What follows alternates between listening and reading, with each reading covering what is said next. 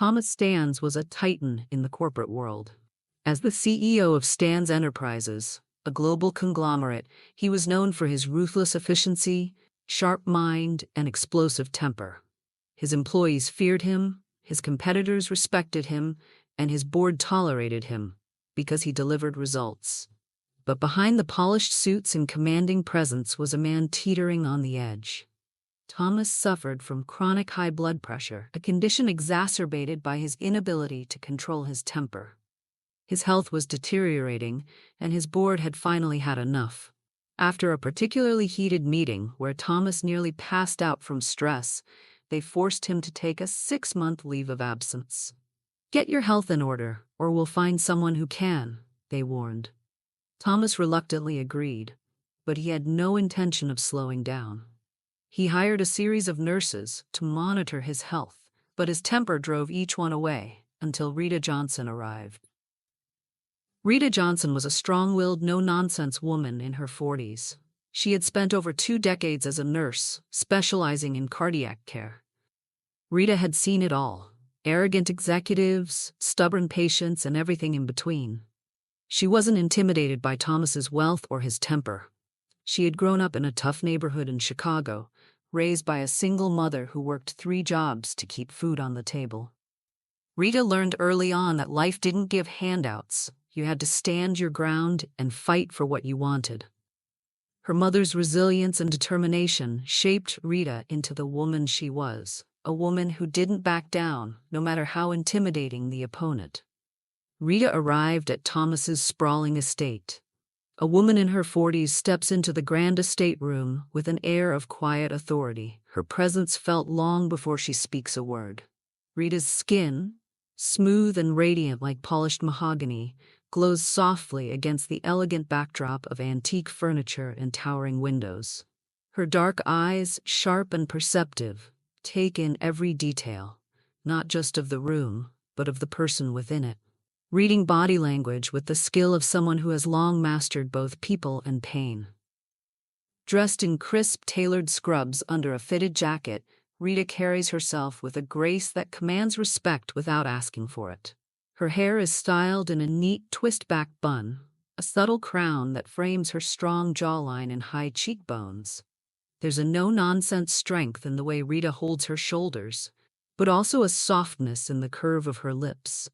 A smile that can disarm even the most stubborn soul, though it never quite gives away all her thoughts. Rita walks with calm, deliberate steps, placing a leather medical bag on a nearby chair like she's done this 1,000 times, yet still gives the space and its owner her full attention. When Rita speaks, her voice is smooth, rich, and firm, a tone that brooks no foolishness but carries warmth beneath it, like sunlight breaking through a storm. "Good morning," she says, her gaze steady, kind but unflinching.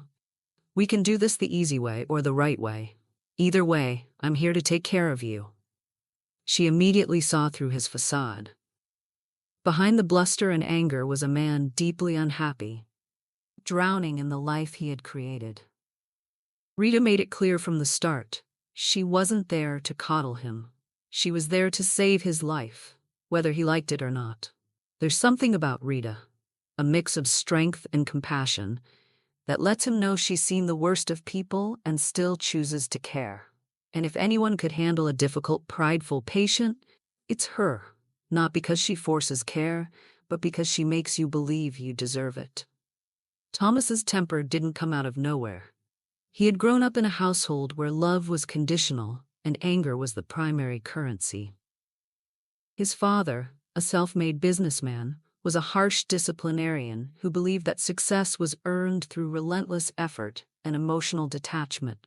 Thomas's mother, though kind, was too submissive to stand up to her husband. As a child, Thomas learned that showing vulnerability was a weakness. He was praised for his achievements but ridiculed for his failures. The only way to earn his father's approval was to be perfect, and when he fell short, the rage he felt at himself spilled over into every aspect of his life. As an adult, Thomas channeled that anger into his work, building an empire that rivaled his father's. But no amount of success could fill the void left by his childhood. His temper became a shield, keeping people at arm's length, until it started to destroy him. One evening, after a particularly frustrating phone call with his board, Thomas felt a sharp pain in his chest. He collapsed in his study, clutching his chest and struggling to breathe.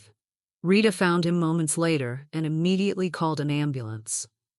Thomas had suffered a minor heart attack, a warning sign that his body could no longer withstand the stress he was putting it through. In the hospital, Thomas was forced to confront his mortality. His fiancée, Vicky, visited briefly, but her concern felt performative. She spent most of the time on her phone, discussing business deals and PR strategies. Rita noticed how Thomas's blood pressure spiked whenever Vicky was around. Their talks would be sharp and clip at each other. Rita, a businesswoman, she was just as demanding as Thomas. Their disagreement didn't go unnoticed. It didn't take long for Rita to piece together that their relationship was more of a business arrangement than a genuine partnership. Vicky cared about Thomas's image, not his well-being. After all, Thomas was the face of the company. After the heart attack, Thomas had no choice but to submit to Rita's care. His body spoke louder than the words that came out his mouth. She implemented a strict regimen, a heart-healthy diet, daily walks, and stress management techniques. But Rita's real impact came through their conversations. She challenged Thomas in ways no one else dared. "You think all this money and power will make you happy?" she asked one day as they walked through the estate's gardens. "You're the richest man I've ever met, but you're also the loneliest." Thomas bristled at her words, but couldn't deny their truth. Over time, Rita's casual remarks causing him to think began to sink in. She spoke about her own life, her struggles, her triumphs, and the lessons she had learned along the way. Her stories made Thomas reflect on the life he had built. He had everything money could buy, but he had no one to share it with. His relationships were transactional, his friendships superficial. Even his engagement to Vicky was a calculated move to strengthen his company's image. As the weeks turned into months, Thomas found himself looking forward to his daily interactions with Rita. She was the first person in years who didn't want something from him. She challenged him, yes, but she also listened. For the first time in his life, Thomas began to open up. He talked about his childhood, his father's expectations, and the pressure he felt to maintain his success. Rita didn't offer pity, she offered perspective. "You're not your father," she told him one evening, "and you don't have to keep living like you're trying to prove something to him. You've already made it. Now it's time to figure out what really matters to you."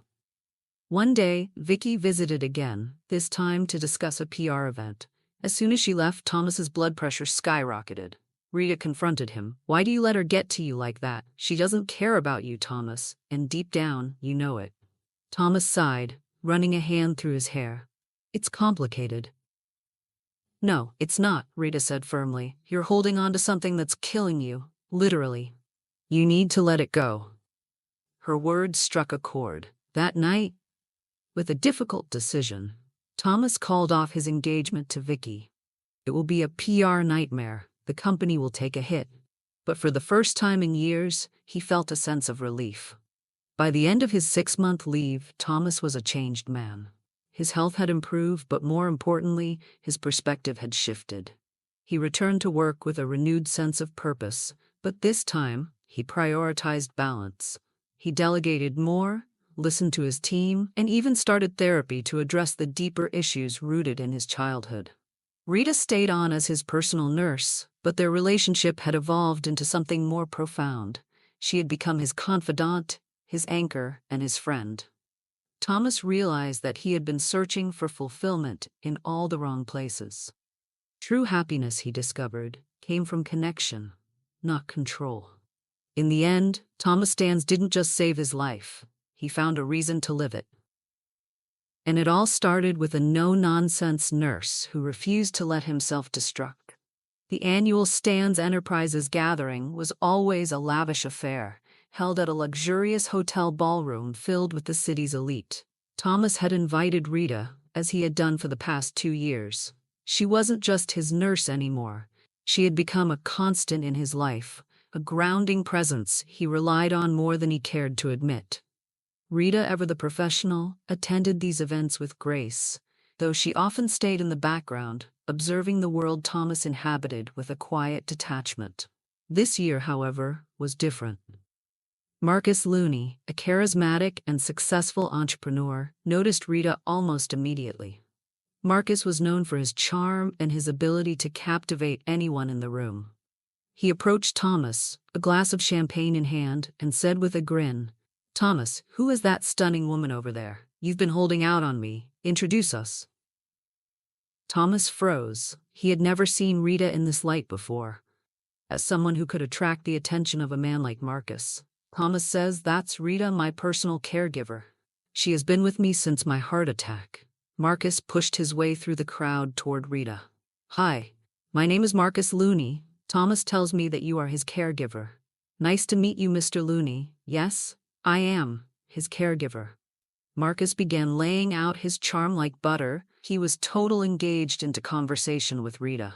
Thomas glanced across the room and saw Rita laughing at something Marcus had said, her smile radiant. A strange, uncomfortable feeling settled in his chest, one he couldn't quite name. As the evening progressed, Thomas found himself unable to focus on the conversations around him. His eyes kept drifting to Rita and Marcus, who were now deep in conversation. Marcus was leaning in, his body language clearly indicating his interest, and Rita seemed to be enjoying herself. Thomas felt a pang of something he hadn't felt in years: jealousy. He tried to brush it off, telling himself it was ridiculous. Rita was his nurse, nothing more. But the unease lingered. Later that night, after the event, Thomas confronted Rita. "You seemed quite cozy with Marcus," he said, his tone sharper than he intended. Rita raised an eyebrow, unimpressed. "And? I'm a single woman, Thomas. I can talk to whomever I please." "You were flirting with him," Thomas accused, his voice rising. Rita crossed her arms, her expression hardening. "Even if I was, that's none of your business. You should be happy for me. Why do you care if I'm seeing someone or not?" Thomas's temper flared. "Because I'm the only man you need," he snapped, the words tumbling out before he could stop them. Rita stared at him, her eyes narrowing. "Thomas, we are not a couple. I'm your nurse, that's it." "Not anymore," Thomas said, his voice cold. "You're fired. Now that you're not my nurse, we can be together." Rita's jaw tightened, and she took a step closer to him, her voice low but firm. "I'm not someone you can order around, and I am not your property. You don't get to decide what happens between us." With that, she turned on her heel and slammed the door behind her, leaving Thomas standing alone, his heart pounding in his chest. Rita didn't wait for Thomas to come to his senses. She knew his patterns, his temper, his need for control, his inability to process emotions in a healthy way. She had seen it all over the past 2 years, and she wasn't about to let him dictate her life. That night, she packed a bag and booked a flight to Chicago. She needed time away, time to think, to breathe, to remind herself who she was outside of Thomas' stands. When Thomas realized Rita wasn't answering his calls, he panicked. He called her repeatedly, leaving voicemails that ranged from apologies to demands. When she didn't respond, he drove to her house, only to find it empty. A neighbor told him Rita had left town, but they didn't know where she had gone. Thomas felt a sinking feeling in his chest, one he hadn't felt since the night of his heart attack. He had taken Rita for granted, assuming she would always be there. And now she was gone. In the days that followed, Thomas was forced to confront the truth. He had pushed Rita away, just as he had pushed away everyone else in his life. His temper, his need for control, his inability to express his feelings, they had all driven her away. For the first time in years, he allowed himself to feel the weight of his loneliness. He thought about Rita's words, her challenges, her unwavering strength. She had been the one person who saw through his facade, who cared enough to push him to be better. And he had thrown it all away. Thomas tried to distract himself with work, but it was no use. His mind kept drifting back to Rita, her laugh, her sharp wit, the way she had stood up to him when no one else would. He realized, with a painful clarity, that he didn't just need her as his nurse. He needed her in his life. In Chicago, Rita spent her days reconnecting with family and old friends. She visited her mother, who still lived in the same small house where Rita had grown up. They talked for hours, reminiscing about the past and sharing stories about the present. Rita's mother, ever perceptive, noticed the change in her daughter. "You've got that look in your eye," she said one evening, "like you're carrying a heavy load. What's on your mind?" Rita sighed, leaning back in her chair. "It's complicated, Mama. There's this man. He's stubborn, arrogant, and infuriating. But he's also different. He's starting to change. But I don't know if it's enough." Her mother smiled knowingly. "Sounds like you care about him more than you're letting on." Rita didn't respond, but she knew her mother was right. Despite everything, she cared about Thomas. But she also knew she couldn't go back to the way things were. If Thomas wanted her in his life, he would have to prove he was willing to change, not just for her, but for himself. Weeks passed, and Thomas finally received a text from Rita. It was short and to the point. "I'm coming back. We need to talk." Thomas felt a surge of hope, but he also knew this was his chance to make things right. When Rita returned, he met her at her house, his demeanor humble and his words sincere. "I'm sorry," he said, his voice steady. "I was wrong. I took you for granted, and I let my ego get in the way. But I don't want to lose you, Rita. Not as my nurse, not as my friend, not as anything." Rita studied him for a long moment, her expression unreadable. Finally, she nodded. "We'll take it one day at a time. But if you ever try to control me again, I'm gone for good." Thomas nodded, a small smile tugging at his lips. "Deal." For the first time in his life, Thomas Stans was ready to let go of control and embrace the possibility of something real. At his next therapy session, Thomas took a deep breath and decided to open up about Rita. For the first time, he allowed himself to be vulnerable, sharing how her departure had shaken him to his core. "I didn't realize how much I relied on her, not just as my nurse, but as someone who truly understood me," he admitted, his voice tinged with emotion. "When she left, it felt like I was losing the only person who ever saw me for who I really am." His therapist listened intently, then gently guided him to explore what a future with Rita might look like. "What steps can you take to show her that you're serious about changing?" she asked. Thomas thought for a moment, then nodded. "I need to show her that I'm willing to put her first, not just with words, but with actions." The next day, Thomas called an emergency board meeting. The room was tense as he stood at the head of the table, his usual commanding presence softened by a newfound humility. "I've made a decision," he began, his voice steady. "I'll be stepping back from the role of CEO. It's time for me to focus on my health and other priorities. I'm not leaving the company, but I'll be taking on a less demanding role. I trust you all to decide who's best to take the lead moving forward." The room erupted in murmurs of surprise, but Thomas held up a hand to silence them. "This isn't a rash decision. It's something I've been thinking about for a while. I need to make changes in my life, and this is the first step." That evening, Thomas nervously asked Rita to join him for dinner. She agreed, though her expression was guarded. Over a quiet meal at a small, intimate restaurant, Thomas began to speak. "Rita, I owe you an apology. My behavior was unacceptable, and I'm sorry for the way I treated you. I wasn't aware of my feelings for you until I saw you with Marcus. It scared me, and I reacted poorly." Rita listened, her eyes softening slightly as he continued. "I've been doing a lot of thinking and a lot of therapy. I've decided to step back as CEO. I need to focus on what really matters, and that includes you. I want to build a future with you, Rita, but I know I have to earn your trust." He reached across the table, his hand hovering near hers. "I'd like you to join me at my next therapy session. I want you to see that I'm serious about changing, for myself and for us."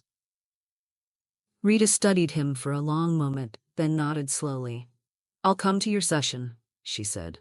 "But Thomas, this isn't just about you changing, it's about us figuring out if we can truly be partners. I won't settle for anything less." Thomas smiled, a genuine, hopeful smile. Neither will I. For the first time in a long time, Thomas felt like he was on the right path, and Rita was by his side, ready to walk it with him. Shortly after the news broke that Thomas Stans would be stepping down as CEO, the business world buzzed with speculation. Competitors, smelling what they thought was blood in the water, began to stir up trouble. Rumors spread that Stans Enterprises was vulnerable, and a few rival companies attempted to poach key clients and employees, hoping to capitalize on the perceived instability. But Stans Enterprises was far from weak. Tabitha Blackman, the CFO who had taken the lead during Thomas's medical leave, had proven herself more than capable of steering the ship. With Thomas's full support, Tabitha had maintained the company's stronghold in the market, and her leadership had only solidified the team's confidence. When the board elected Tabitha as the new CEO, it was a seamless transition. She was a strategic thinker, a natural leader, and most importantly, someone who had earned the respect of everyone in the company. While the chaos unfolded at Stans Enterprises, Thomas was enjoying a quiet dinner with Rita. The ambience was warm, the conversation light, and for the first time in years, Thomas felt a sense of peace. But then his phone rang. It was Tabitha, calling to update him on the situation. Thomas listened for a moment, then calmly said, "Tabitha, you're in charge now. I trust you to handle it." He hung up and set his phone aside, turning his attention back to Rita. Rita raised an eyebrow, a small smile playing on her lips. "Aren't you going to rush back to the office? That's what the old Thomas would have done." Thomas chuckled, shaking his head. "The old Thomas is gone. Tabitha is more than capable of handling this. Besides, I'm exactly where I want to be right now." Rita's smile widened, and for a moment, they simply looked at each other, the unspoken understanding between them growing stronger. As the evening came to an end, Thomas walked Rita to her car. The night air was cool, and the city lights sparkled around them. Before she got into her car, Rita turned to him, her expression soft but thoughtful. "You've come a long way, Thomas," she said. "I'm proud of you." Thomas felt a warmth spread through him at her words. "I couldn't have done it without you," he replied sincerely. "You've changed my life, Rita." Rita hesitated for a moment, then leaned in and pressed a gentle kiss to his cheek. "Good night, Thomas," she said softly before slipping into her car and driving away. Thomas stood there for a moment, his hand brushing the spot where her lips had touched his skin. It was a small gesture, but it meant everything. For the first time in his life, Thomas felt like he was truly living, not just existing. And he knew, without a doubt, that Rita was at the heart of this new chapter. The next morning, Thomas woke up with a sense of purpose. He checked his phone and saw a message from Tabitha. "Handled the situation. Competitors backed off. You trained us well." He smiled, knowing the company was in good hands. Later that day, he texted Rita, "Thank you for last night. It meant more to me than you know. Looking forward to our next step, together." Rita's reply came quickly. "Me too, Thomas. One day at a time." For Thomas Stans, the road ahead was no longer about power, control, or proving himself to the world. It was about building something real, with Rita by his side. The end. Hope you enjoyed this beautiful story by Green Tea Tale. Please like, share, comment, and subscribe.